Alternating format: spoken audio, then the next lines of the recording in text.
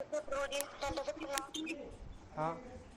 हरे कृष्णा हरे कृष्णा प्रभु जी। हरे राम राम राम हरे हरे कृष्णा हरे कृष्णा।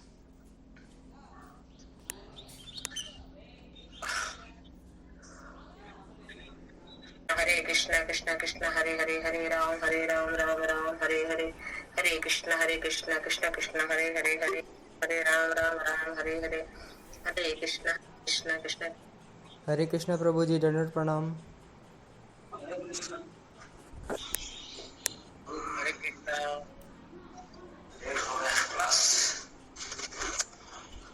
कृष्णा कृष्णा कृष्णा कृष्णा हरे हरे हरे कृष्णा हरे राम कृष्णा हरे राम राम राम राम हरे हरे।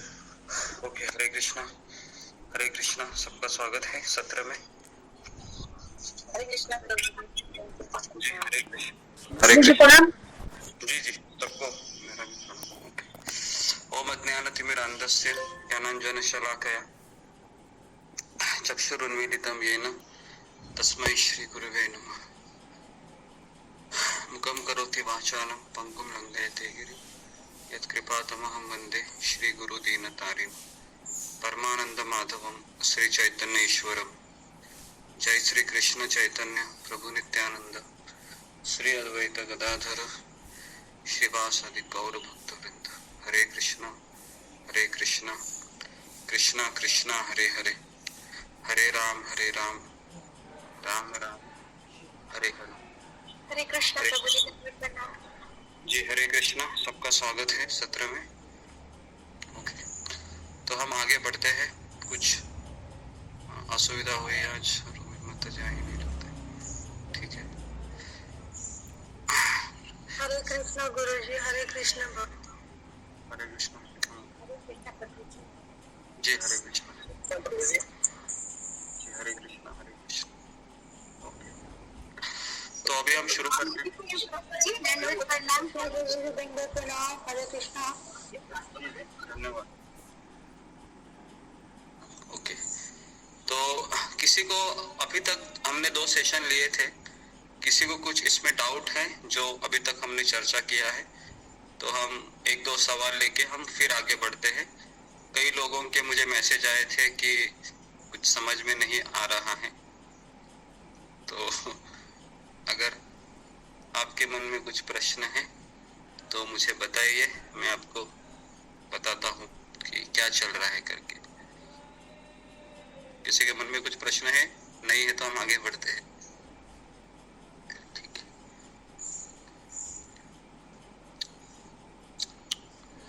ठीक है।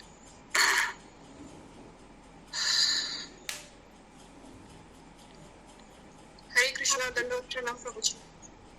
हरे कृष्णा। ओके। तो अभी हम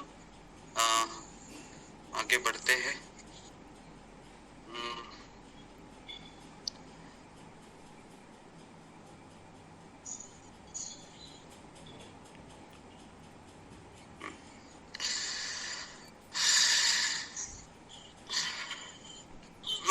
ठीक है। सबको मेरा आवाज सुनाई दे रहा है और दिखाई दे रहा है स्क्रीन में? यस प्रभु जी।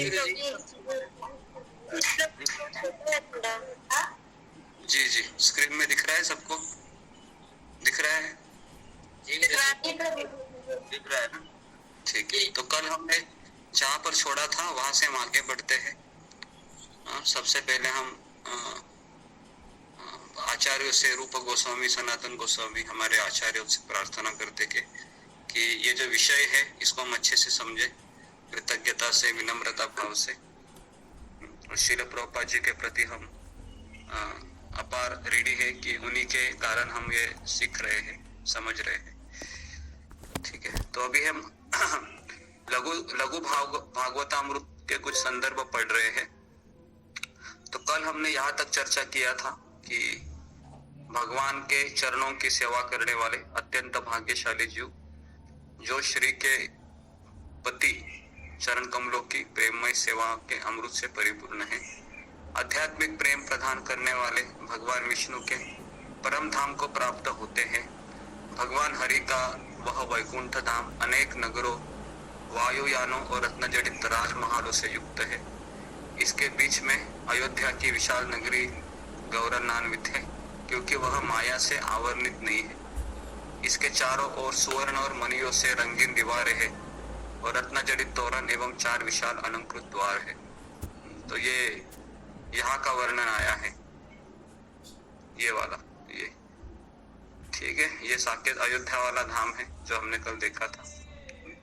तो यहाँ पर प्रभु रामचंद्र और उनके अनुचर लक्ष्मण है, भरत, शत्रुघ्न, ये सारे रहते हैं, और सुग्रीव, बाली, जाम्बवन, सारे लोग रहते हैं। इसके नीचे हम देखते हैं कि वैकुंठ लोक है, और यहाँ पर आप देखोगे तो सारे भगवान के जो परिकर होते हैं, भगवान के जो पार्षद होते हैं, ये 4 हाथ वाले होते हैं।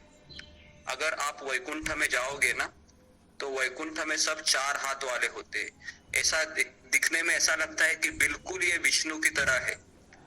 अगर आप वैकुंठ लोक में जाते हैं तो आपका स्वरूप बिल्कुल नारायण के जैसा रहेगा, 4 हाथ वाला। और वहां की हर स्त्री ये लक्ष्मी की तरह ही दिखती है।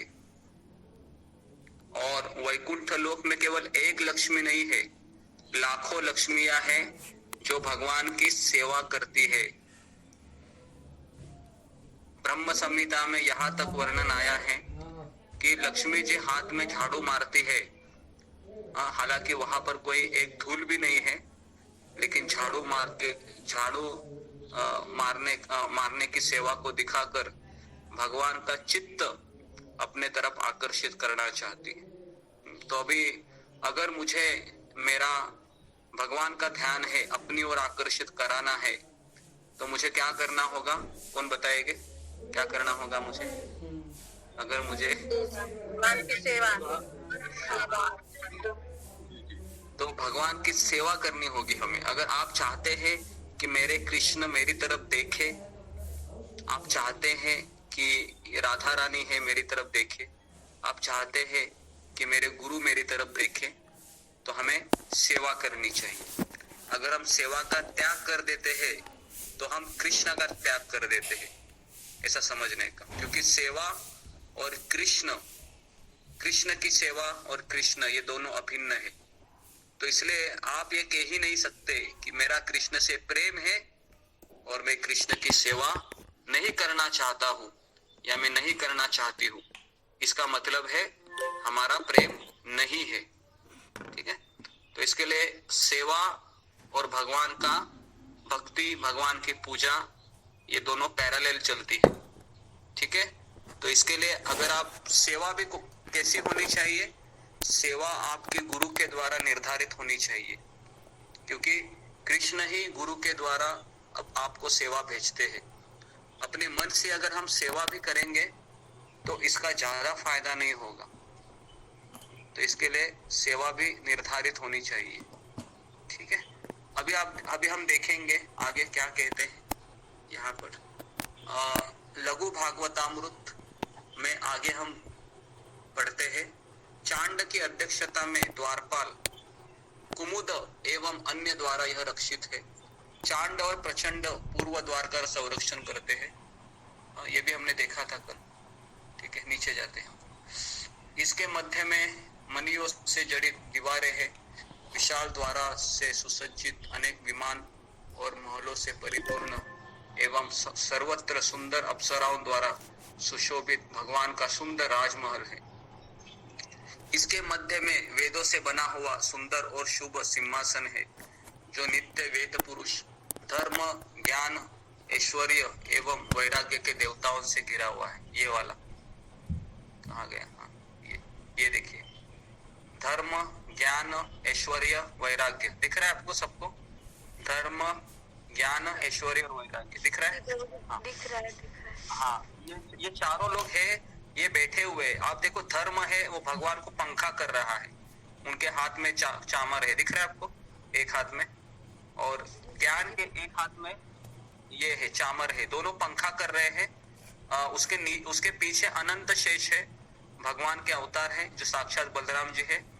और नीचे है वैराग्य, है ना। हम सभी लोग वैराग्य है, ये वैराग्य किसकी पूजा करता है? देखिए, ये वैराग्य नारायण की सेवा में लगे हैं। ऐश्वर्य, इस संसार में हम भौतिक ऐश्वर्य के पीछे घूमते रहते हैं। ये ऐश्वर्य किनका सेवा कर रहा है? देखिए, ये भगवान नारायण की सेवा में लगे हैं। और हम यहाँ पर 1 करोड़ 2 करोड़ 1 लाख 2 लाख के पीछे भाग रहे हैं, लेकिन आप देखिए ऐश्वर्य है, ये भगवान नारायण की सेवा में लगा है। लक्ष्मी जी है ना, हर एक को लक्ष्मी अच्छी लगती है, नारायण नहीं अच्छे लगते। क्यों? क्योंकि लक्ष्मी आती है तो हमारा इंद्रिय तृप्ति होता है, लेकिन नारायण आने के बाद क्या करना पड़ता है? उनकी सेवा करनी पड़ती है। इसके लिए लोगों को लक्ष्मी चाहिए, नारायण नहीं चाहिए, है ना। लेकिन जो भक्त होता है वह लक्ष्मी और नारायण दोनों की सेवा करता है। उसके बाद आप देखोगे कि यहाँ पर भू है। भू मतलब भूदेवी जो नीचे ऊपर है, जो खड़ी हुई है। वहां पर गरुड़ जी भी है। अगर आप देखोगे तो गरुड़ जी अपना एक पैर है, वह घुटने पर बैठे हुए हैं, भगवान को प्रणाम कर रहे हैं। और यहाँ पर आप देख रहे हो विश्वक्सेन, ये विश्वक्सेन है, ये कमल पे विराजित है और ये भी भगवान की सेवा कर रहे हैं। और लीला है ना, लीला।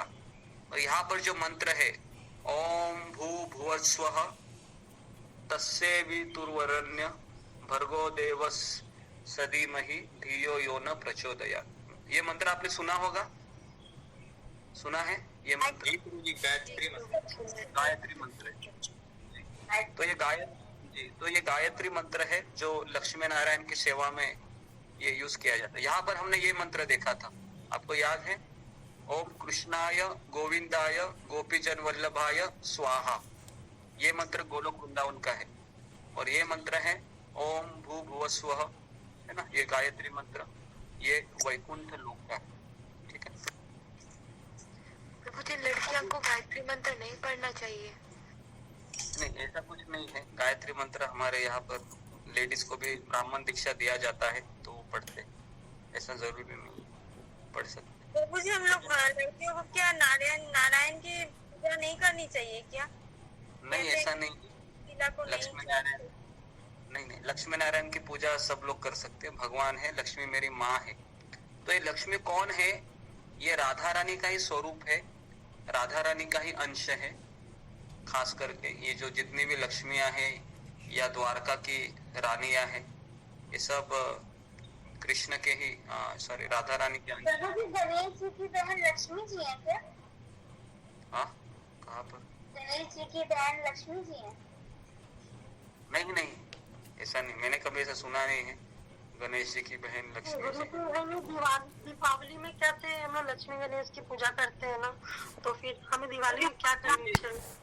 मुझे लगता है कि पार्वती की पूजा करते हैं, उनकी माँ की पूजा करते हैं। गणेश जी की माँ है पार्वती, गौरी कहते हैं उसको, उनकी पूजा करते हैं। लक्ष्मी माता गणेश जी की माँ है, मामी भी है। ये अभी हम इसमें डिटेल में नहीं जाएंगे, अभी आप यहाँ पर देखिए कि क्या हो रहा है करके। ठीक है, ये गणेश जी का क्या है वो हम बाद में बताएंगे आपको। जब गणपति का फेस्टिवल आएगा तो हम गणपति के ऊपर एक सेशन लेते हैं, तो आपको उसमें सारा चीज मैं बताता हूँ। अभी फिलहाल आप इधर कॉन्सेंट्रेट कीजिए, ठीक है, डिस्ट्रैक्ट मत हो जाइए। प्रभु जी, हाँ, ऐसा ही है क्या राधा रानी के अंदर अनेक लक्ष्मियां निकलती हैं? हाँ, राधा रानी के ही ये सब एक्सपांशन है। लक्ष्मी जी है, ये राधा रानी है, और राधा रानी से ही ये सारी अष्ट सखियां, सब राधा रानी का ही एक्सपांशन स्वरूप है सारा चीज। ये आगे आगे हमको पता चलेगा कि लक्ष्मी है, ये रुक्मिणी, सत्यभामा, ये जितने भी द्वारका के पटरानियां है, ये सब राधा रानी के ही अंश स्वरूप है। उसके बाद अभी हम देखेंगे कि अग्नि, सूर्य, चंद्र के देवता कूर्म, शेष और तीनों वेद के स्वामी गरुड़ इस सिंहासन के मध्य में निवास करते थे। वैदिक श्लोक एवं सभी धार्मिक मंत्र में उस पवित्र स्थान में रहते हैं। यह स्थान सभी वेदों से बना हुआ है और स्मृति शास्त्र में इसे योगपीठ कहा गया है। ये वाला ही स्थान है वो योगपीठ, ये सेंटर वाला। ठीक है, अभी हम आगे देखते हैं कि मध्य में सूर्य के समान प्रभावशाली 8 पंखुड़ियों वाला कमल का पुष्प है और इस पुष्प के मध्य में ही गायत्री मंत्र है जो अभी हमने देखा। हे सुंदर पार्वती, उस स्थान पर पूर्ण पुरुषोत्तम भगवान लक्ष्मी देवी के साथ विराजमान है। आध्यात्मिक व्योम में परमेश्वर उनकी नित्य संगिनी महालक्ष्मी के साथ सदैव दिव्य आनंद का आस्वादन करते हैं। हे सुंदर मुख वाली देवी भू और लीला उनके दोनों तरफ रहती है, ये भी हमने देखा अभी। और विमला आदि शक्तियां पंखुड़ियों की 8 दिशाओं में रहती है। विमला, उत्कर्षिणी, ज्ञाना, क्रिया, योगा, प्रयी और ईशाना भगवान की रानियां है। चंद्रमा के समान प्रभावशाली चामर धारण कर वे अपने पति अच्युत भगवान को प्रसन्न करते हैं। ये वाले यहाँ पर है, देखो विमला उसके बगल में ही है, देखो है ना। ज्ञान, उत्कर्षिणी, विमला, ईशाना, सत्या, त्रयी, योगा दिख रहा है। दिख रहा है ना सबको, ये वाला सत्या, त्रयी, ये सब क्रिया, सत्या, ईशाना, ठीक है। ये अभी हम, लेकिन हम यहाँ पर देखिए भगवान के अष्टसखिया ललिता, विशाखा, सुदेवी, तुंग विद्या, है ना। तो यहाँ पर भी वैसे ही सेम टू सेम 8 रानियां है उनकी। उसके बाद बताया है कि अनंत शेष आदि भक्तगण, पक्षियों के राजा गरुड़, सेनापति विश्वक्षेन एवं अन्य नित्य मुक्त संगिनियों से घिरे हुए रमा देवी के संग भगवान परम ऐश्वर्य के साथ भोग करते हैं। परमेश्वर को घिरे हुए प्रथम चक्कर आवरण में वासुदेव आदि चतुर्व्यूह विस्तार लक्ष्मी देवी एवं अन्य संगीगण के साथ पूर्व दिशा में प्रारंभित 8 दिशाओं में स्थित है। दक्षिण पूर्व दिशा में प्रारंभित लक्ष्मी, सरस्वती, रति और कार्तिक कुमार स्थित है। लघु भागवतामृत आध्यात्मिक व्योम के दूसरे चक्कर में भगवान केशव से प्रारंभित 24 विष्णु विस्तार है, 8 दिशाओं में प्रकट होते हैं। इसकी गणना 3 समूहों में की गई है। केशव, नारायण, माधव, गोविंद, विष्णु, मधुसूदन, त्रिविक्रम, वामन, श्रीधर, ऋषिकेश, पद्मनाभ, दामोदर, वासुदेव, संकर्षण, प्रद्युम्न, अनिरुद्ध, पुरुषोत्तम, अधोक्षज, नरसिंह, अच्युत, जनार्दन, उपेंद्र, हरि और कृष्ण। तो ये देखिए, ये यहाँ पर सारे नाम अभी अभी हमने पढ़े, ये यहाँ पर है सब। तो ये पहला जो है जो हमने पढ़ा, श्री प्रद्युम्न, रति, श्री अनिरुद्ध, कांति, वासुदेव, लक्ष्मी, संकर्षण, ये पहला इसमें पहले परिक में आते। उसके बाद अभी अभी पढ़ा वामन, त्रिविक्रम, जनार्दन, हरि, ऋषिकेश, अनिरुद्ध, पद्मनाभ, दामोदर। दिख रहा है आपको सब, मैं पढ़ रहा हूँ तो?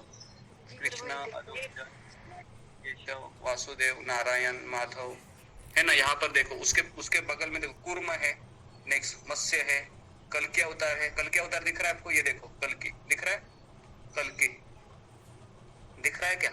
प्रभु जी दिख रहा है, हाँ, तो भगवान यहाँ से आएंगे, है ना। और उनका मेन स्थान यहाँ पर है और अभी कलयुग का अंतिम समय में ये यहाँ से ही आएंगे और फिर पूरा संहार करेंगे। पद्मनाभ, ये सारे लोग इधर ही लोग है। आप ऐसा मत समझिए कि भगवान है वह अभी तुरंत वह अवतार लेते, ऐसा नहीं है। वो यहाँ पर अपने घर में रहते हैं, वो ये उनका नित्य धाम है वैकुंठ लोक।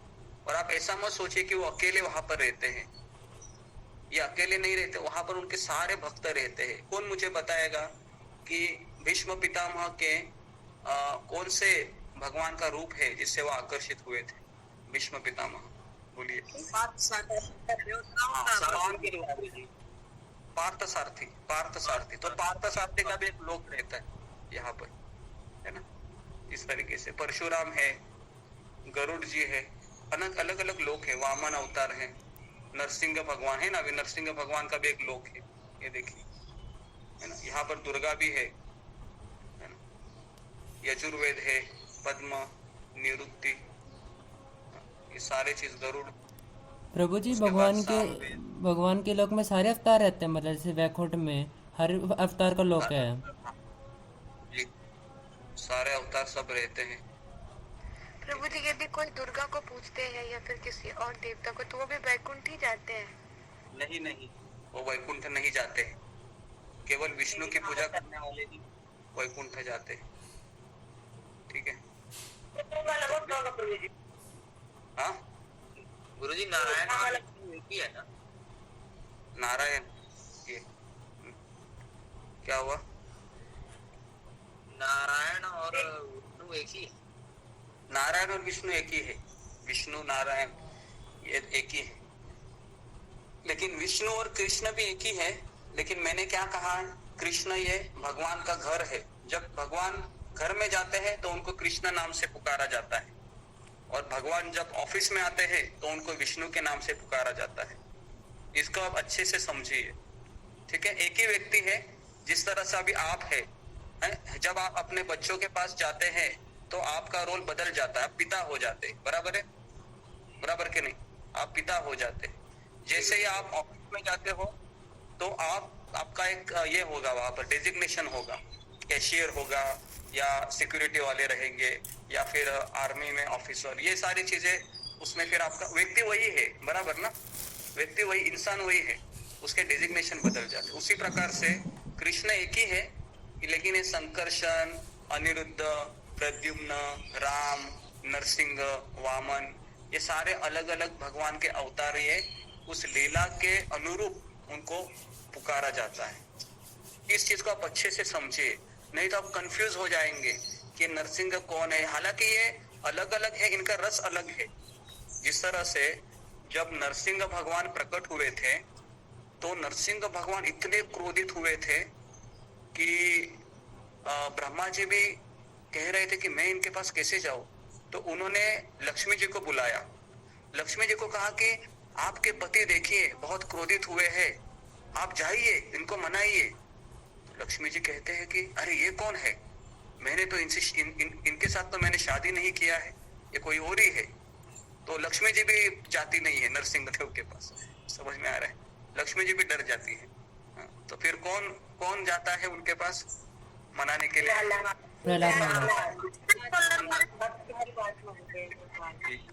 प्रहलाद महाराज है ना। प्रभु तो अभी जी बोला कि देवी देवता स्वर्ग में वास करते हैं, तो यहाँ वैकुंठ में उनका धाम कैसे है? मैंने ये कहा कि यहाँ पर देखिए इंद्र भी आपको दिखेंगे यहाँ पर। तो जितने भी यहाँ के लोग हैं ये सारे, जैसा गणेश जी हैं, ये भी आप देखोगे तो इनको भी सूंड है। तो ये गणेश जी यहाँ पर क्या करते हैं, ये हम बृहद भागवतामृत करके किताब है, उसमें सारा चीज बताया गया है कि यहाँ का डिस्क्रिप्शन है, यहाँ के लोग क्या करते हैं वैकुंठ लोक में। इसका डिस्क्रिप्शन बृहद भागवतामृत में दिया गया है।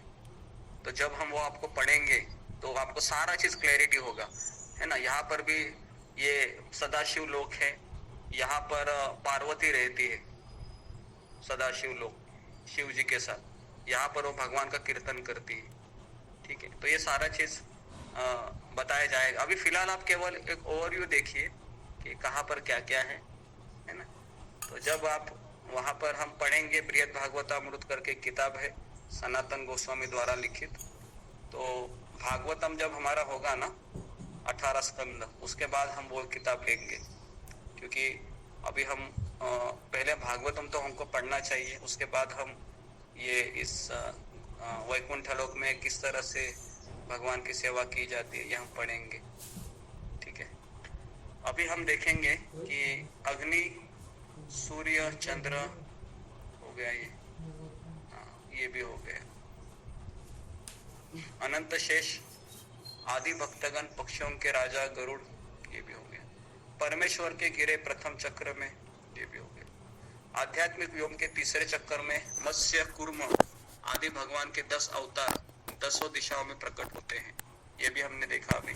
मत्स्य अवतार, कूर्म अवतार तीसरे चक्कर में। आध्यात्मिक व्योम के चौथे चक्कर में सत्य, अच्युत, अनंत, दुर्गा, गजानन, गणेश, ये देखिए गणेश जी का नाम आया है, दुर्गा, पद्मनिधि 8 दिशाओं में प्रकट होते हैं। आध्यात्मिक व्योम के 5वें चक्कर में ऋग्वेद से प्रारंभित 4 वेद, सावित्री, गरुड़, धर्म, यज्ञ समान रूप से प्रकट होते हैं। आध्यात्मिक व्योम के 6वें चक्कर में भगवान का शंख, चक्र, गदा, पद्म, खग, श्रांग, धनुष और मुसल प्रकट होते हैं। 7वें चक्कर में इंद्र आदि देवता प्रकट होते हैं। आध्यात्मिक व्योम के साध्य, मरुत और विश्वदेव सभी नित्य हैं। अन्य जो भौतिक जगत के स्वर्गीय शासक देवतागण है ये अनित्य है। देखिए इस आध्यात्मिक जगत में जो देवी देवता है, ये गणेश जी है, जैसा कि दुर्गा है, ये सब नित्य है। और इनका अंश जो यहाँ पर आता है स्वर्ग लोक में देवी देवताओं का, ये इनका शरीर अनित्य है। इसके लिए मैं कह रहा हूं कि 33 कोटि देवी देवता है, ये हम में से कोई भी बन सकता है। समझ में आ रहा है क्या? क्योंकि ये 33 कोटि देवी देवता ये पोस्ट है। जो व्यक्ति पुण्य कर्म करते हैं उनको प्रकृति देवी देवता का पोस्ट देती है। तो इस चीज को आप समझिए अच्छे से। जो कुबेर है या सूर्य है, चंद्र है या अश्विनी कुमार है, ये सारे 33 कोटि देवी देवता ये पोस्ट है। ये कोई एक व्यक्ति का नाम नहीं है। एक जीवात्मा है, वहां पर शासन कर रहा है, और जैसे ही उसका जो समय है वो हो जाएगा, तो उसके बाद फिर उसको वहां से निकाला जाएगा। और फिर वह अगर वह उस देवी देवता के शरीर में रहकर भगवान की पूजा करता है तो ऊपर जाएगा, यहाँ पर वैकुंठ लोक में भी जा सकता है। लेकिन अगर वो मजा करते रहता है तो फिर वो नीचे आएगा पृथ्वी लोक में और घूमता रहेगा। ठीक है, तो इसके लिए देवी देवताओं का स्थान भी कैसा है? अनित्य है, शाश्वत नहीं है। तो इसके लिए देवी देवता भी प्रार्थना करते हैं भगवान से। क्या प्रार्थना करते हैं? कि मुझे पृथ्वी लोक में जन्म मिले, ताकि मैं भगवान का नाम लेके वहां से वैकुंठ लोक में चला जाऊं। तो इसलिए आप सोचिए, स्वर्ग के देवी देवता भी ये प्रार्थना करते हैं कि मुझे मनुष्य लोक में जन्म मिले। और हमको तो अभी मनुष्य लोक में तो मनुष्य जन्म मिला ही है, बराबर है ना? हम अभी माला भी जप कर रहे हैं। तो अभी हम एक तरीके से देखा जाएगा तो देवी देवताओं को भी जो दुर्लभ है वो हम कार्य अभी यहाँ पर कर रहे हैं, है ना? लेकिन माया है, वो हमेशा हमारी परीक्षा लेती रहेगी और हम कभी भी फेल हो सकते हैं। लेकिन कृष्ण इतने दयालु है कि वापस हमको अवसर देंगे। वापस हम फेल हो सकते, वापस अवसर देंगे। तो भगवान अवसर देते रहेंगे और हमें लेकिन तीव्रता से भगवान को दिखाना है कि हाँ, मैं आपके पास आना चाहती हूँ, मैं आपके पास आना चाहता हूँ। और वो तभी पास हो सकता है अगर उसने वैष्णव का सत्संग का आश्रय लिया है। अन्यथा वो अकेला है तो माया बहुत शक्तिशाली है और वो माया को परास्त नहीं कर सकता, असंभव है ये। अगर वो सोचता है कि मैं अकेला कृष्ण की भक्ति करके गीता भागवत पढ़ के मैं माया को परास्त करूंगा, तो ये उसका भ्रम है, ये कदापि संभव नहीं है। अगर माया को परास्त करना है तो हमें सत्संग में ही आना होगा। ठीक है, तो इस तरीके से अभी ये हो गया। अभी हम ब्रह्म ज्योति में आएंगे। तो ये ब्रह्म ज्योति देखिए यहाँ पर है, दिख रहा है सबको? ये ब्रह्म ज्योति सदाशिव लोक के ऊपर दिख रहा है ना? ये ब्रह्म ज्योति मतलब ये भगवान का प्रकाश है, शरीर से आया हुआ। ठीक है, और ब्रह्म ज्योति का ही एक अंश सूर्य को प्रकाशित करता है। आप सोच सकते हो कि ब्रह्म ज्योति में कितना तेज होगा। ब्रह्म ज्योति का तेज का एक अंश सूर्य को प्रकाशित करता है, जो हमें इतना गर्मी लगती है ना? कभी समर में खास करके गर्मी का सीजन जब होता है ना, इतनी गर्मी लगती है कि ऐसा लगता है कि बाप रे आग उतरा है। लेकिन आप सोचिए, केवल ब्रह्म ज्योति का एक अंश सूर्य को गर्मी दे रहा है, सूर्य को प्रकाशित कर रहा है। तो ब्रह्म ज्योति में कितना तेज होगा, इसकी हम कल्पना भी नहीं कर सकते। तो यह है ब्रह्म ज्योति में बताया गया है कि जिनकी प्रभा उपनिषदों में वर्णित निर्विशेष ब्रह्म का स्रोत है तथा करोड़ों ब्रह्मांडों में अनंत विभूतियों के रूप में भेद को प्राप्त होने के नाते निरवच्छिन्न पूर्ण अनंत सत्य के रूप में प्रकट है, उन आदि पुरुष भगवान गोविंद का मैं भजन करता हूँ। ठीक है, तो यहाँ पर कौन लोग जाते हैं ब्रह्म ज्योति में?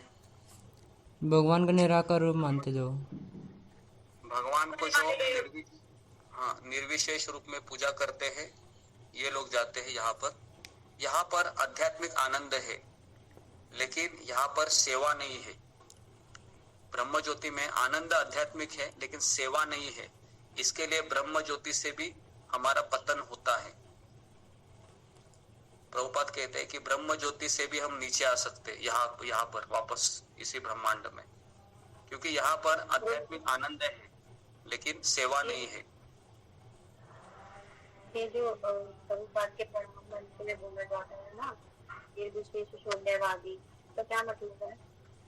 निर्विशेष शून्यवादी मतलब जो निर्विशेष लोग है, शून्यवादी मतलब नास्तिक लोग है ना। ऐसे पाश्चात्य देश मतलब जो अमेरिकन यूरोपियन लोग है ना, ये कैसे लोग थे? शून्यवादी नास्तिक लोग थे। और निर्विशेषवादी मतलब जो भगवान को निराकार मानते, ऐसे लोगों को प्रभुपाद जी ने तार दिया।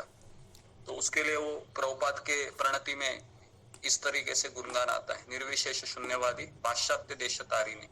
ठीक है, तो ये ब्रह्म ज्योति है। आपने बताया तो जैसे रावण या कंस भगवान के द्वारा मारे गए, वो भी ब्रह्म ज्योति में समझते हैं। हाँ, और लोग ब्रह्म ज्योति में ये लोग जाते हैं जो भगवान कृष्ण असुरों को मारते हैं, ये लोग भी यहाँ पर जाते हैं ब्रह्म ज्योति में। इस तरह से भगवान कृष्ण, जैसे शिशुपाल, आपको पता होगा शिशुपाल को जैसे मारा था तो एक ज्योति प्रकट हुई थी और वह ज्योति कृष्ण के शरीर में प्रवेश किया। तो अभी ये शिशुपाल तो वैसे जय विजयी था, तो उसको बाद में भगवान ने वैकुंठ लोक में बुलाया गया। लेकिन जिस असुरों को भगवान ने मारा है कृष्ण लीला में, है ना, तो ये लोग ब्रह्म ज्योति में जाते हैं। तो जैसे कि ये भी बोलते कि हम ब्रह्म ज्योति में जाते हैं, यही वो है, तो भी कुछ ऐसे एक कनेक्शन लगे इनके साथ। मुझे समझा नहीं आप क्या बोली, धीरे धीरे बोलिए। ब्रह्म कुमारी हैं जी, ब्रह्म कुमारी हैं, बोलते हैं कि ब्रह्म ज्योति में जाते हैं हम। ये ब्रह्म कुमारिया सब नकली है। ये लोग नास्तिक है, इनका कोई शास्त्र का कुछ ये नहीं है, समझ में आ रहा है। तो ये ब्रह्म कुमारी है केवल एक पाखंड है, ऐसा कोई है नहीं है ब्रह्म कुमारी। ये सब मुझे लगता है कि ये एक तमोगुनी विद्या हो सकती है। जैसे कोई लोग है ना जो खास करके ये करते हैं, जो क्या बोलते हैं उसको, जादू टोना या ऐसे करनी वगैरह, ये सब उसका उपयोग करके लोगों को ये कष्ट पहुंचाते हैं। तो ये बहुत प्रचलित है फिलहाल कलयुग में, ऐसे काफी लोग हैं। माइक को बंद कीजिए। हरे कृष्णा।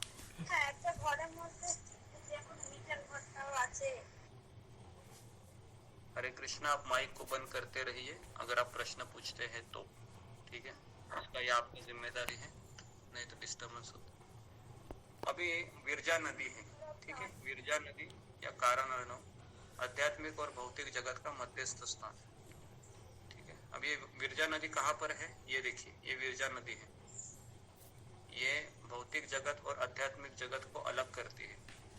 ये भौतिक जगत है और ये विरजा नदी है। विरजा नदी को कहते हैं कारण अर्णव सागर। कारण मतलब ये भौतिक जगत का कारण है, ये कॉज है, ठीक है। अभी हम पढ़ते हैं कि कृष्ण माया शक्ति के साथ कभी रमन नहीं करते, तथापि उस परम सत्य का माया से सर्वतोभाव से विच्छेद भी नहीं है। भौतिक जगत की सृष्टि करने की इच्छा से अपनी चित्त शक्ति रमा पर काल शक्ति के दृष्टिपात द्वारा वे जो रमन करते हैं वह गौण कार्य। तो यहाँ पर आप देखो रमा है, रमा देवी जो कारणोदय विष्णु के ये जो आंखों से देखिए एक किरण निकलती है, कटाक्ष बोलते हैं उसको। तो एक कटाक्ष द्वारा रमा देवी के थ्रू ये माया शक्ति है ना, ये दुर्गा देवी है, इनको ये भार दिया गया है। तो अभी भगवान है ये दुर्गा देवी के साथ डायरेक्ट कनेक्ट नहीं कर सकते, क्योंकि माया और कृष्ण ये दोनों एक साथ नहीं रह सकते। तो उसके लिए ये रमा देवी है बीच में। तो रमा देवी क्या करते, रमा देवी के थ्रू भगवान है वो माया, और ये जो शंभू है शिव जी, ये शिव जी ये है, शिव जी भी यहाँ पर कभी कभी 3 गुणों के अधीन होते हैं। जिस तरह से हम देखते हैं लीला के लिए होते हैं, हालांकि और कोई कारण नहीं होता है, लेकिन यहाँ पर 3 गुणों का प्रभाव शुरू होता है। यहाँ तक ये जो सदाशिव लोक है इस बाउंड्री तक 3 गुणों का प्रभाव नहीं है, लेकिन जैसे ये विरजा नदी में आ गए, दुर्गा देवी के शासन में आ गए, तो महत तत्व ये सारा 3 गुणों के अधीन है। फिर ये सारे लोग, ब्रह्मा भी 3 गुणों के अधीन है। उसके बाद जितने भी साधु लोग हैं सत्यलोक में रहते हैं, तपोलोक में रहते हैं, महरलोक में रहते हैं, ये सारा 3 गुणों का अधीन है। केवल ये जो क्षीरोदक्षायी विष्णु का लोक है श्वेत द्वीप, ये केवल 3 गुणों के अधीन नहीं है, क्योंकि वहां पर भगवान विष्णु रहते हैं। नहीं तो सारा जगत ये 3 गुणों के अधीन। पढ़ेगी क्या? नहीं, अभी तो उसकी वैसी अभी वाली आ हम रही यहाँ है। से पढ़ते हैं कि माया के संग की तू दो उसमें प्रक्रिया अपना काम कर ले, ठीक है ना? अपना रोटी खा ले और अपना टाइम पर बात मत करे। इच्छति रूपा रमा देवी जो समस्त चार्जिंग बता, तो चार्जिंग जो मैंने जो चिंता है, जो चार्जिंग वो बता। निकलते हैं। छिद्र होते हैं। हाँ, छिद्र बाल होते हैं ना छोटे छोटे, हमारे हाथों को देखो बाल होते हैं, पैरों के बाल होते हैं छोटे छोटे, उसको रंध्र कहते हैं। रंध्र, उससे ब्रह्मांड निकलते। कितने ब्रह्मांड निकलते हैं? कितने निकलते हैं? अनंत कोटि, अनंत कोटि ब्रह्मांड निकलते। ठीक है, अभी ये हो गया। अभी हम अंदर प्रवेश कर रहे हैं। क्या? प्रधान मतलब भौतिक प्रकृति के अप्रकट 3 गुण। 3 गुणों का अप्रकट शाश्वत संयोग ही प्रकट अवस्था का कारण है। ये संसार है एक्टिवेट क्यों हो रहा है? 3 गुणों के कारण, नहीं तो ये संसार एक्टिवेट नहीं हो सकता। भौतिक जगत को कौन चलाता है? कौन चलाती है? दुर्गा देवी, बराबर है, दुर्गा देवी चलाती है। और दुर्गा देवी ये 3 गुणों का उनके पास ये होता है, रस्सिया होती है, उसको द्वारा हमको चलाती है। ठीक है, तो हाँ, तो अभी इसमें क्या क्या है देखिए। 5 स्थूल तत्व, पृथ्वी अग्नि जल वायु आकाश। 5 सूक्ष्म तत्व, सूक्ष्म तत्व मतलब वही हो गया ज्ञानेन्द्रिय कर्मेंद्रिय। 4 अंतकरण, नहीं 4 कर्मेंद्रिय अलग है। 5 स्थूल तत्व, 5 सूक्ष्म तत्व। सूक्ष्म तत्व मतलब इंद्रिय विषय, जो हमने बताया था, इंद्रियों को जो इंद्रिय विषय के द्वारा आकर्षित किया जाता है, जिस तरह से आंखों से देखना, कानों से सुनना, तो ये सुनना देखना इंद्रिय विषय है। उसके बाद 4 अंतकरण। अंतकरण कौन से हैं? बुद्धि, मन, अहंकार और चित्त, ऐसे 4 अंतकरण होते हैं। 5 ज्ञानेंद्रिय। उसके 5 ज्ञानेंद्रिय कौन सी है? आंख, कान, नाक, जीभ, त्वचा। तो फिर ये फोर्थ वाला क्या बताया अंतःकरण में? फोर्थ वाला उसका मतलब क्या हुआ? चित्त, चित्त, चित्त क्या मतलब होता है? चित्त मतलब हमारा एक सबकॉन्शियस माइंड रहता है, जिसके ऊपर सारे इंप्रेशन स्टोर होते हैं, उसको चित्त कहते हैं। चेतना भी बोलते हैं ना उसको?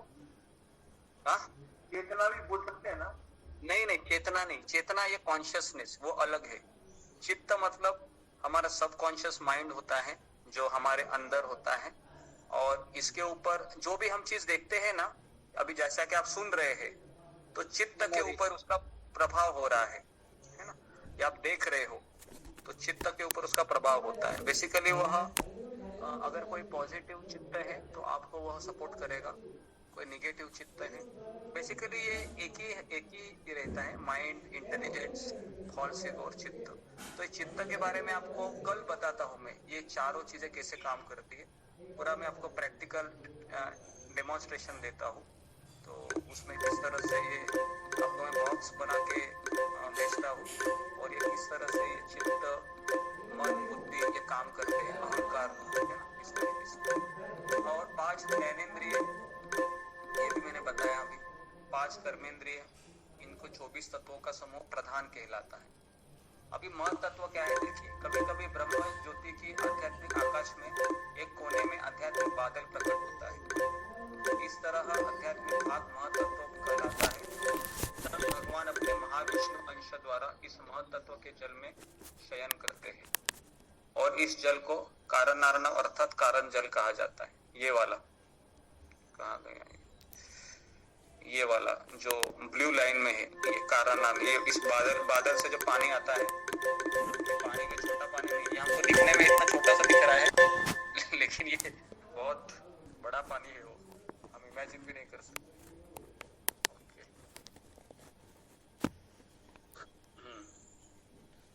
अभी देखिए, अभी महेश धाम, शिव जी का धाम, अच्छे से आप सुनिए। शिव जी कहाँ रहते हैं? महेश धाम है। कहाँ पर है? यहाँ पर महेश धाम, नीचे नीचे नीचे नीचे हरिधाम, महेश धाम, ये देखिए, ये महेश धाम है। ठीक है, अभी यहाँ के बारे में हम जानना चाह रहे हैं। महेश धाम, हाँ। तो देवी धाम के ऊपर शिव धाम है, जिसका महाकाल धाम नामक एक भाग अंधकार से ढका है। शिव धाम के इस भाग से अंतर्भेदित सदाशिव लोक महा आलोकमय है। इसके ऊपर हरिधाम या दिव्य वैकुंठ लोक है। फिर द्रव्य शक्तिमय प्रधान पति शंभु, जो रुद्रई है, माया के साथ संभोगरत होते हैं, किंतु कृष्ण साक्षात महाविष्णु के प्रभाव के बिना वे कुछ भी नहीं कर पाते। तो भले ही यहाँ पर देखा जाता है कि शंभु है, वह माया के साथ रहते हैं, लेकिन महाविष्णु के प्रभाव के बिना ये दोनों भी कुछ भी नहीं कर पाते। तो कौन मुझे बताएगा कि सदाशिव है ना, सदाशिव जी भी और महाविष्णु ये दोनों आए थे चैतन्य महाप्रभु की लीला में। कौन बने थे वो? कौन बताएगा मुझे? महाप्रभु के लीला में सदाशिव भी आए थे और महाविष्णु भी आए थे। ये वाले महाविष्णु जो भी हम आपको दिखाए ना, ऐसा क्यों? ये वाले हाँ, अद्वैत आचार्य, वेरी गुड। तो ये महाविष्णु आए थे और ये सदाशिव, इनका कॉम्बिनेशन था। ये दोनों का कॉम्बिनेशन करके अद्वैत आचार्य आए थे। तो हम जहाँ पर अभी है ना, जिस संप्रदाय में, ये सारे लोग यहाँ पर आए हैं, लीला करके चले गए। ये अद्वैत आचार्य कहते हैं भगवान को कि मैं आपका सेवक हूँ। भगवान को कहते हैं मैं आपका सेवक हूँ। तो ये सेवक का भाव है ना, यही हमारा धन है। ये सेवक का भावना है ना, यही मेरा धन है। इसके लिए राधानाथ महाराज एक प्रवचन में बता रहे थे कि जब भी हम सत्संग में आते हैं, जब भी हम मंदिर में आते हैं, तो हमें अपने आप को क्या समझना चाहिए? क्या समझना चाहिए? क्या समझना? नहीं, और एक भिखारी समझना चाहिए। भिखारी पता है?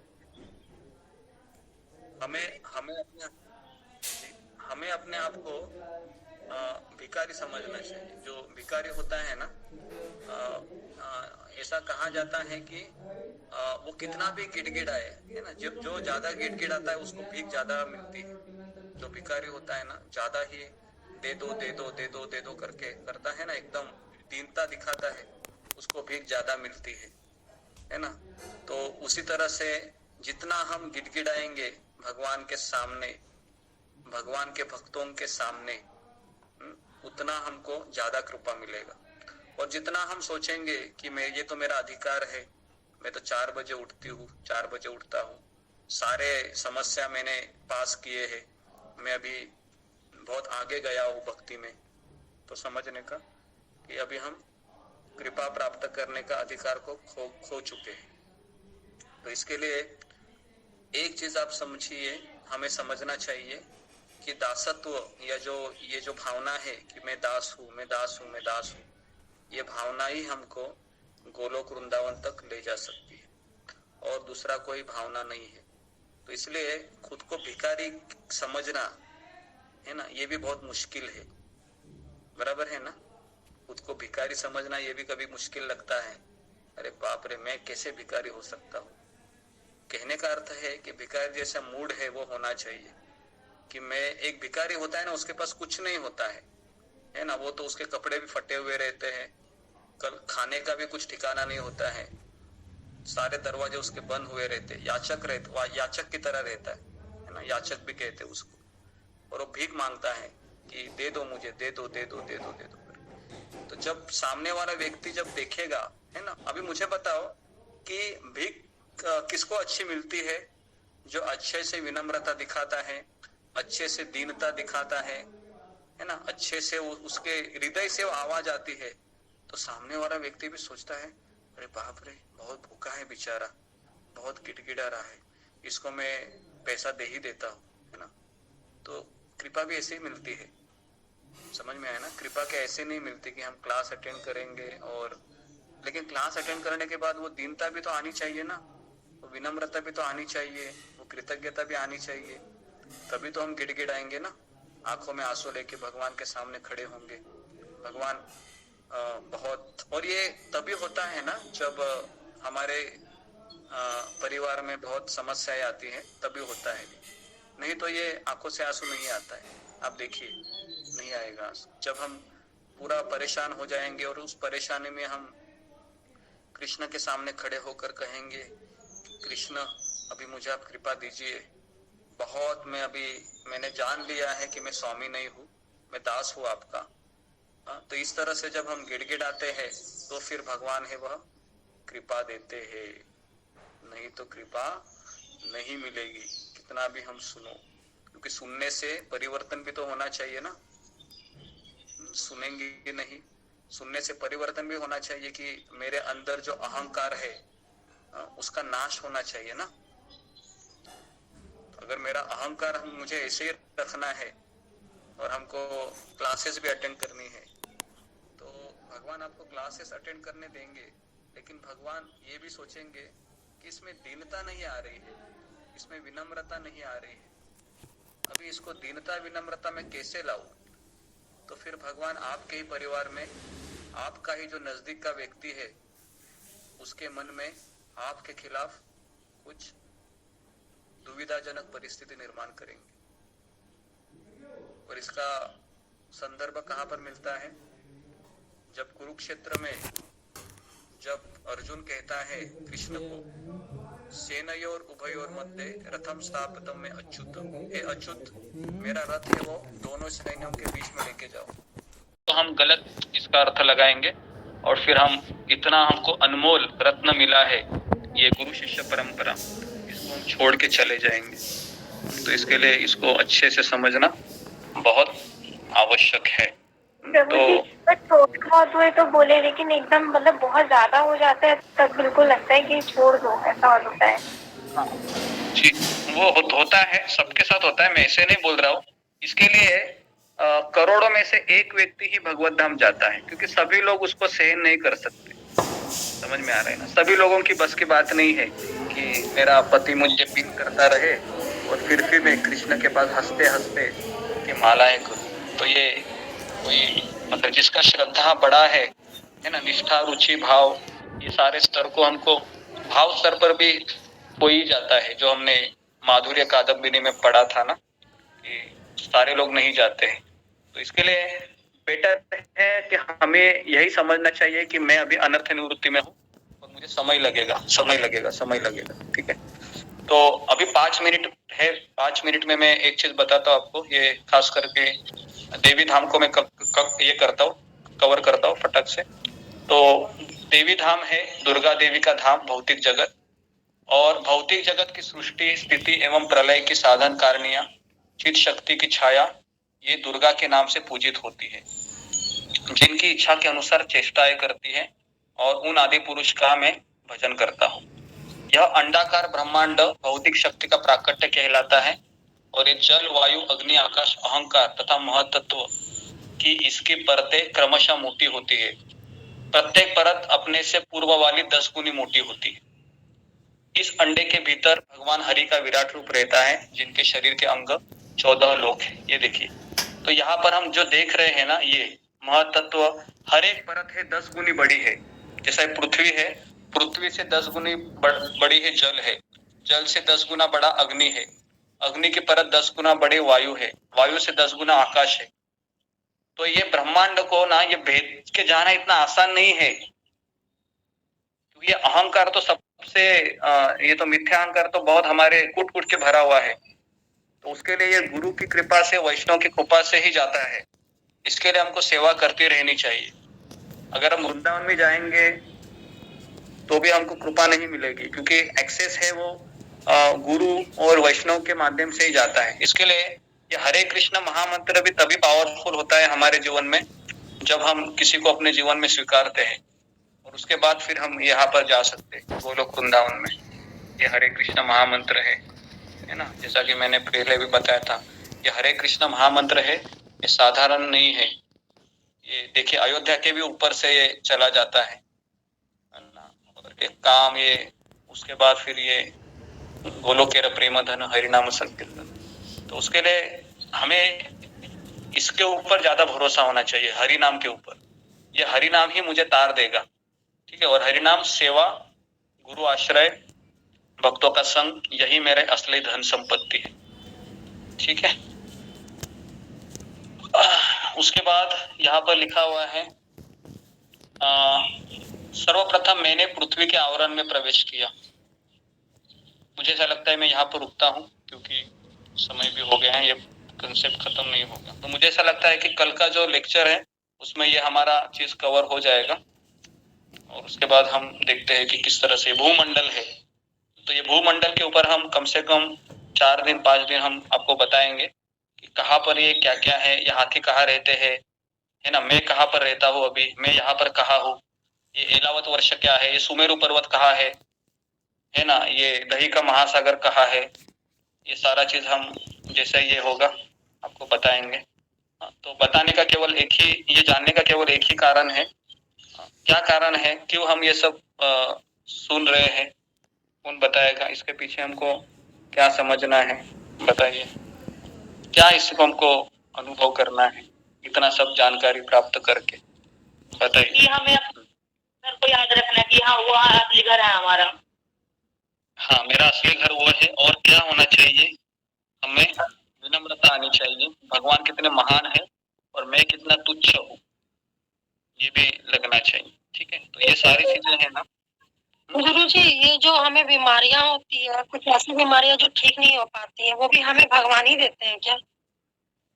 देखिए, मैंने ये भी बताया कि जब हम भक्ति में आते हैं, 16 माला करते हैं, तो हमारे जीवन में जो कुछ हो रहा है ये कृष्ण की इच्छा से हो रहा है, दुर्गा देवी की इच्छा से नहीं हो रहा है। अभी हम देखते हैं बाहर के लोग हैं जो कृष्ण की शरण नहीं लिया है, उनके जीवन में जो दुख होता है ना, ये उनके कर्मों के कारण होता है। तो आप इसको मिक्स मत कीजिए। अभी हमारे साथ जो होगा ना, कृष्ण की इच्छा से होने वाला है सारा चीज। तो कृष्ण हमको तैयार कर रहे हैं, लेकिन साथ साथ कृष्ण ये भी देखते हैं कि जितनी मात्रा में हम भगवान की शरण लेंगे उतनी ही मात्रा में कृष्ण हमारा रक्षण भी करेंगे। तो इसके लिए हमारा कितना भगवान के प्रति समर्पण है, ये भी तो हमको दिखाना होगा ना, अपने कार्यों के द्वारा, सेवा के द्वारा, है ना। घर में तो समस्याएं बनी ही रहेंगी, और एक चीज हमेशा जान लीजिए, ये जहाँ पर हम रह रहे हैं ना, इसको दुखालय कहा गया है। यहाँ पर केवल दुख ही मिलेगा, सुख नहीं मिलेगा। तो उसके लिए अगर जीवन में परेशानी आती है ना, तो हमको यही समझना चाहिए कि मैं जहाँ रह रही हूँ, ये तो यहाँ पर तो दुखालय ही है। दुखालय का अर्थ है कि दुख ही मिलने वाला है। जिस तरह से भोजनालय में भोजन मिलते हैं, पुस्तकालय में पुस्तकें होती है, उसी तरह से दुखालय में केवल दुख ही रहता है। तो मैं अभी इस दुख को सॉल्व करने के लिए अगर मैं जाऊंगी तो उसके पीछे मेरा समय भी बहुत जाएगा। लेकिन अगर मैं ये स्वीकार करूंगी कि शायद कृष्ण मेरे ऊपर कृपा कर रहे हैं इन परेशानियों को देखकर, ताकि मैं उनके भक्तों का संग ले लूं और ज्यादा से ज्यादा नाम जप करूं। देखिए, हम कितना भी कोशिश करें, हम अपने पति को बचा नहीं सकते मृत्यु से। हम कितना भी कोशिश करें, हम अपने बच्चे को मृत्यु से बचा नहीं सकते। हम कितना भी कोशिश करें, जो मेरे जीवन में आने वाली घटनाएं हैं उनको हम बचा नहीं सकते। केवल हम अपने को मनोवृत्ति, उचित मनोवृत्ति से हम स्वीकार कर सकते हैं कि कृष्ण, आप मेरे ऊपर, मेरे साथ जो भी कर रहे हैं, है ना, वह आपकी कृपा है। तो ये जो मनोभावना है, इस आने को बहुत समय लगेगा, ये इतना आसान नहीं है। मैं जो बोल रहा हूँ और एप्लीकेशन करना, ये बहुत मुश्किल है इसका। लेकिन फिर भी हमको इसका गंतव्य याद रखना है कि जिस तरह परीक्षित महाराज है, प्रहलाद महाराज है, रुक्मिणी है। रुक्मिणी का शादी होने वाला था, आप सोचिए, शिशुपाल से, और शिशुपाल सामने खड़ा है, दोनों के हाथ में वरमालाएं है ना, और रुक्मिणी देख रही है कृष्ण कहाँ है, आप अभी तक क्यों नहीं आ रहे हैं, आपने तो कहा था कि आप आएंगे। आप सोचिए, रुक्मिणी ने वरमाला ऐसे उठाई थी शिशुपाल के गले में डालने के लिए, और तभी भगवान कृष्ण आते हैं और रुक्मिणी को लेके चले जाते है ना, आखिरी स्पॉट में। अभी भगवान यहाँ तक परीक्षा लेते हैं, समझ में आया क्या? तो ये भगवान का तरीका है। अभी क्या करें हम, है ना, कृष्ण का ये तरीका है, क्योंकि कृष्ण चाहते हैं कि कितना ये मेरा राह देखने के लिए तैयार है। जैसा शबरी का जीवन देखिए, अरे बूढ़ी हो गई, चलने को नहीं हो रहा था, फिर भी भगवान की राह देख रही थी कि मेरे राम आएंगे, मेरे राम आएंगे, मेरे राम आएंगे। तो बेसिकली भक्ति का अर्थ ही है राह देखना, है ना, राह देखना। कब मेरे ऊपर कृपा होगी पता नहीं, लेकिन मैं रोज कृष्णा 4 बजे उठूंगी, आपका सेवा करूंगा, आपका मैं जप करूंगी, कथा सुनूंगी, बस इसी तरह से मैं मेरा जीवन को चलाता रहूंगा, चलाती रहूंगी, और यही कृष्ण भावना है। ठीक है, तो यहाँ पर हम रुकते हैं। प्रभु जी एक क्वेश्चन है प्रभु जी। मेरा एक क्वेश्चन है। हाँ, प्रभु शिक्षा गुरु के बारे में थोड़ा सा जानना चाहता हूँ। शिक्षा गुरु के बारे में जानना चाहता हूँ। अभी तो ये हमारा टॉपिक कुछ अलग ही चल रहा है। आवाज़ बहुत कम आ रही है। कल जो है ना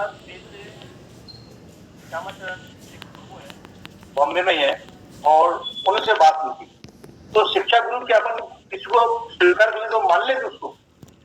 आप इसके ऊपर जैसे कि अभी आप स्वाध्याय करा रहे हैं, तो क्या आप हमारे शिक्षा गुरु हो गए? नहीं, मैंने तो ऐसा कभी कहा नहीं। मैंने ये कहा कि आप पूछ रहा हूँ आपसे, जैसे कि हमने आप जो स्वाध्याय करा रहे हो, तो क्या हम आपको शिक्षा गुरु माने? ये मैं कैसे बोल सकता हूँ कि माने करके, है ना? वो तो एक स्टूडेंट बोलता है प्रभु जी, मैं कैसे यहाँ पर डिक्लेयर करूँ किसी को? अभी प्रभुपाद जी थोड़ी ना डिक्लेयर किए थे कि मैं आपका गुरु हूँ।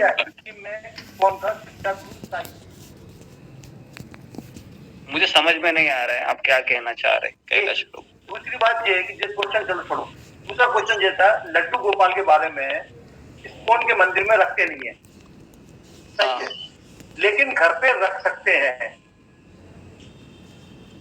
घर पे रख सकते हैं। अभी देखिए प्रभु जी, अभी इस्कॉन में भी आप कोई भी चीज आप सुनेंगे ना, तो उसका संदर्भ आप देखिए। किनसे भी आप सुनेंगे ना, उनको कहिए कि आप संदर्भ बताइए, फिर भी आपकी बात मानता हूँ। ठीक है ना? नहीं, आप क्या है ना प्रभु जी, 4, 5, 10 क्लास आप सुनते रहते हैं कई जगह से, तो उससे क्या होता है कि एक जगह पर आपका फोकस नहीं हो रहा है। मैं आपको यही रिकमेंड करूंगा कि आप एक जगह फोकस करो, नहीं तो क्या होगा ना, आप अलग अलग विचारों से आप प्रभावित होते रहेंगे। ठीक है? हरे कृष्णा प्रभु जी, क्वेश्चन है प्रभु जी। प्रभु जी ये जो वो जो रहते हैं गायत्री परिवार होते हैं, तो वो लोग जो पूजा करते हैं गायत्री मंदिर ये सब, तो वो लोग कहाँ जाते हैं? अभी देखिए, गायत्री परिवार भी है, लेकिन गायत्री परिवार में भी 4 जो हमारा जो ये है संप्रदाय है, ब्रह्म संप्रदाय, रुद्र संप्रदाय, श्री संप्रदाय और ये कुमार संप्रदाय। अब ये गायत्री परिवार कौन से संप्रदाय में आता है देखना पड़ेगा हमको, उसके बाद हम उसको ये कर सकते कि ये कहाँ पर जाएंगे। 4 संप्रदाय में से केवल ये ब्रह्मा जी का ही संप्रदाय है जो हमको वृंदावन तक एक्सेस देता है, नहीं तो श्री संप्रदाय भी लक्ष्मी नारायण की पूजा करते हैं, रुद्र संप्रदाय भी लक्ष्मी नारायण की ही, और केवल एक संप्रदाय है जिसमें खास करके पुष्टि मार्ग है, वो उनका मंत्र है श्री कृष्ण शरणम मम। सुना है आपने ये मंत्र, श्री कृष्ण शरणम मम, ऐसा एक मंत्र है जो पुष्टि मार्ग ये मंत्र का जप करते हैं। तो अलग अलग संप्रदाय के अलग अलग मंत्र है, लेकिन पुष्टि मार्ग लोग राधा रानी की पूजा नहीं करते, केवल श्री कृष्ण। हाँ, इस मंत्र से क्या होगा? ये मुझे पता नहीं क्या होगा इस मंत्र से, मैं ये कह रहा हूँ 4 संप्रदाय के अलग अलग मंत्र होते हैं। अभी हमारा जो महामंत्र है ये हरे कृष्ण महामंत्र है, ये रूप गोस्वामी है जो रूप मंजरी है, वहां से ये चला आ रहा है। इसके लिए मुझे ये 3 संप्रदाय के बारे में इतनी जानकारी नहीं है, लेकिन अभी ये गायत्री परिवार है, ये देखना पड़ेगा कि, या आप उनको पूछ सकते हो कि आपका संप्रदाय कौन सा है ना, उससे भी पता चलेगा कि ये कहाँ से आ रहा है। ओके प्रभु जी, रामानुज ये भी तो 4 संप्रदायों में से, हाँ, रामानुजा संप्रदाय जो 4 संप्रदायों में से है। हाँ, रामानुजाचार्य संप्रदाय में से एक है, जैसे ये श्री संप्रदाय में आता है रामानुजाचार्य, और ये जो महामंत्र है उनका ओम नमो नारायणाय, तो इस मंत्र का वो भजन करते हैं, तो ये लोग वैकुंठ लोक में प्रवेश करते हैं। और महाराष्ट्र में जो वारकरी संप्रदाय है जो विठल पांडुरंग की पूजा करते हैं, और वो जय जय राम कृष्ण हरि इस मंत्र को बोलते हैं, तो ये लोग वैकुंठ लोक में जाएंगे। लेकिन हमारा जो ये जो गुरु शिष्य परंपरा है, ये हमको गोलोक वृंदावन तक ले जा सकती है, क्योंकि हमारे आचार्य है ये गोलोक वृंदावन के रहवासी है, रूप मंजरी, सनातन गोस्वामी, ये सारे। ठीक है प्रभु जी, इस तरीके से। जी तो मैं जैसे कि रोज डेली 6 माला या 8 माला महामंत्र का करती हूँ, तो मैं गोलोक नहीं जा पाऊंगी? अरे प्रभु, एक्चुअली हम गोलोक तभी जा सकते हैं जब हम शील प्रभुपाद जी के आज्ञाओं का पालन कर सकते हैं, नहीं तो हम गोलोक नहीं जा सकते। ठीक है, हाँ। तो यहाँ पर मैं रुकता हूँ, काफी समय हुआ है। हरे कृष्णा कृष्णा कृष्णा हरे हरे, हरे राम राम राम।